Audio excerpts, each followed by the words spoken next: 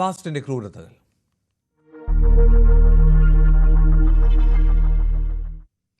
ചേർത്തല തിരോധാന കേസിൽ നിർണായക തെളിവെടുപ്പുമായി അന്വേഷണ സംഘം. സെബാസ്റ്റ്യനുമായി ചേർത്തലയിലെ ഗൃഹോപകരണ സ്ഥാപനത്തിലാണ് അന്വേഷണ സംഘം എത്തിയത്.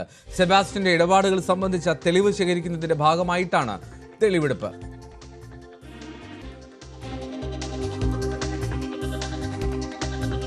നിർണായകമായിട്ടുള്ള തെളിവെടുപ്പാണ് അന്വേഷണ സംഘം നടത്തുന്നത്. ചേർത്തലയിലെ തിരോധാന കേസുകളിൽ ഏതൊക്കെ സാഹചര്യങ്ങളിൽ പരിശോധന നടത്താമോ അതെല്ലാം പൂർത്തിയാക്കുകയാണ് നിലവിൽ അന്വേഷണ സംഘം.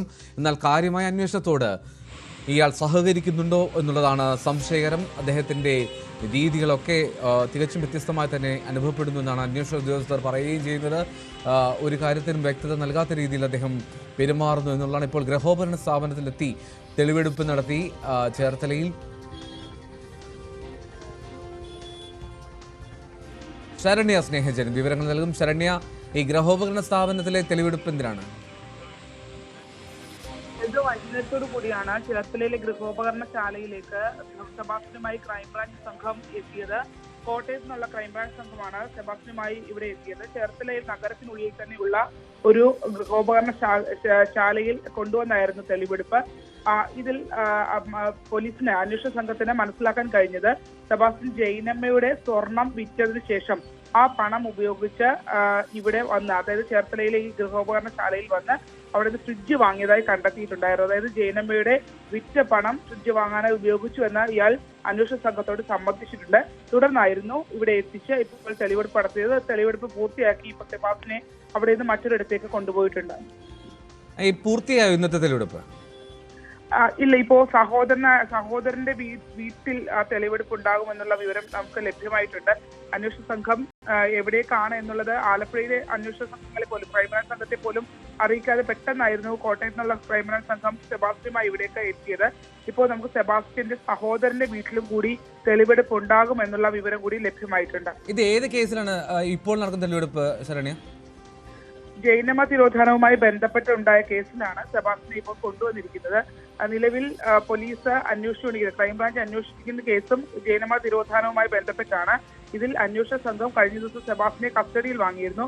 കസ്റ്റഡി കാലാവധി പൂർത്തിയായ ശേഷം വീണ്ടും 6 ദിവസത്തെ കൂടി ഇയാളുടെ കസ്റ്റഡി നീട്ടി വാങ്ങിയിരുന്നു. തുടർന്ന് കഴിഞ്ഞ ദിവസങ്ങളിലൊക്കെ ചോദ്യം ചെയ്യലും ഒക്കെയായി കോട്ടയത്തെ ക്രൈംബ്രാഞ്ച് ഓഫീസിലുണ്ടായിരുന്നു. അതിനിടയിൽ തന്നെ ഏറ്റുമാനൂരിലെ ഇയാളുടെ വീട്ടിലെത്തി തെളിവെടുപ്പ് നടത്തിയിരുന്നു. അതിന് പിന്നാലെയാണ് ഇന്ന് ചോദ്യം ചെയ്യലിനിടയിൽ ഇന്ന് ഉച്ചയ്ക്ക് ശേഷം ചേർത്തലയിലേക്ക് ഇയാളെ കൊണ്ടുവന്നത്. ചേർത്തല നഗരത്തിനുള്ളിൽ തന്നെയുള്ള ഒരു ഗൃഹോപകരണങ്ങൾ വിൽക്കുന്ന ഒരു കടയിലാണ് എത്തിച്ചത്. അവിടെ നമ്മൾ നേരത്തെ തന്നെ കണ്ടെത്തിയിരുന്നു, അതായത് കുന്നത്ത് ജ്വല്ലറിയിൽ സ്വർണ്ണാഭരണങ്ങൾ, ജൈനമ്മയുടെ സ്വർണ്ണാഭരണങ്ങൾ പണയം വെക്കുകയും പിന്നീട് അത് വെങ്കടേശ്വർ ജ്വല്ലറിയിൽ ഉരുക്കി വിൽക്കുകയും ചെയ്തിട്ടുണ്ടായിരുന്നു. അതിൽ നിന്ന് കിട്ടിയ പണം ഉപയോഗിച്ചാണ് ഇയാൾ ഫ്രിഡ്ജ് വാങ്ങിയിട്ടുള്ളത് ഇപ്പോൾ അന്വേഷണ സംഘം കണ്ടെത്തിയിട്ടുണ്ട്. എൽദോ, ഇയാൾ സഹകരിക്കുന്നുണ്ടോ ചോദ്യം ചെയ്യലിനോട് അല്ലെങ്കിൽ അന്വേഷണ സംഘത്തിന്റെ ഇടപെടലുകളിൽ? നിലവിൽ അത്തരത്തിലൊരു ചെറിയ രീതിയിലെങ്കിലും സഹകരണം വന്നു തുടങ്ങിയിട്ടുണ്ട് എന്നുള്ളതാണ്. നേരത്തെ കഴിഞ്ഞ ദിവസം കോട്ടയം റിപ്പോർട്ടർ ശ്രീജി സൂചിപ്പിച്ചതുപോലെ തന്നെ ഈ തെളിവുകൾ നിരത്തിയുള്ള ചോദ്യം ചെയ്യലിലാണ് ഇത്തരം കാര്യങ്ങൾ ഇയാൾ സമ്മതിക്കുന്നത്. അത് തന്നെ വലിയ വിശദീകരിക്കലോ കാര്യങ്ങളോ ഒന്നും ഇല്ല എന്നാണ് വ്യക്തമാകുന്നത്. എങ്കിൽ പോലും ഈ കേസിനകത്ത് സെബാസ്റ്റ്യന് എതിരായുള്ള തെളിവുകൾ, പരമാവധി തെളിവുകൾ ശേഖരിക്കാനുള്ള നീക്കത്തിലാണ് അന്വേഷണ സംഘം. അതിൽ തന്നെ അവർക്ക് ഇതിൽക്കൊരു അന്വേഷണ സംഘത്തിന് ഒരു കോൺഫിഡൻസ് നൽകുന്ന രീതിയിലുള്ള തെളിവുകൾ അവർക്ക് കണ്ടെത്താൻ കഴിഞ്ഞു എന്നുള്ളതാണ്. ഇപ്പോൾ ഇനി ഈരാറ്റുപേട്ടയിൽ ഫോൺ വാങ്ങിയ സ്ഥലം ഉൾപ്പെടെയുള്ള ഇടങ്ങളൊക്കെ, ഈ റോസമ്മയുടെ ഫോൺ റീചാർജ് ചെയ്ത സ്ഥലങ്ങൾ, ജൈനമ്മയുടെ ഫോൺ റീചാർജ് ചെയ്ത സ്ഥലങ്ങൾ ഉൾപ്പെടെയുള്ള ഇടങ്ങളുണ്ട്. എന്തായാലും നിലവില് കഴിഞ്ഞ ദിവസങ്ങളിൽ കണ്ടെത്തിയ, അതായത് സെബാസ്റ്റ്യന്റെ പള്ളിപ്പുറത്തെ വീട്ടിനുള്ളിൽ നിന്ന്, ആ വീട്ടിലെ അടുപ്പിനുള്ളിൽ നിന്ന് കത്തിക്കരിഞ്ഞ നിലയിൽ കണ്ടെത്തിയ ഒരു വാച്ച്, ലേഡീസ് വാച്ചിന്റെ ഡയൽ കിട്ടിയിട്ടുണ്ട്. ഒപ്പം തന്നെ വീട്ടിൽ നിന്ന് കണ്ടെത്തിയ കഴിഞ്ഞ ദിവസങ്ങളിൽ, അതായത് ആദ്യ ദിവസത്തെ പരിശോധനയ്ക്ക് ശേഷം പിന്നീട് ക്രൈംബ്രാഞ്ച് സംഘം വീണ്ടും സെബാസ്റ്റ്യനെ വീട്ടിലെത്തിച്ച പരിശോധനയും തെളിവെടുപ്പും ഒക്കെ നടത്തിയിട്ടുണ്ടായിരുന്നു. ആ ഘട്ടത്തിലും അസ്ഥികളുടെ അവശിഷ്ടങ്ങൾ കിട്ടുകയും ഒക്കെ ചെയ്തിട്ടുണ്ടായിരുന്നു. എന്നാൽ നിലവിൽ ജൈനമ്മ കേസിൽ കുറെ കൂടി മുന്നോട്ട് അന്വേഷണ സംഘം പോയി എന്ന് വേണം നമുക്ക് കരുതാൻ. Okay, right. ജൈനമ്മ കേസിലാണ് ഇപ്പോൾ തെളിവെടുപ്പ് നടക്കുന്നത്.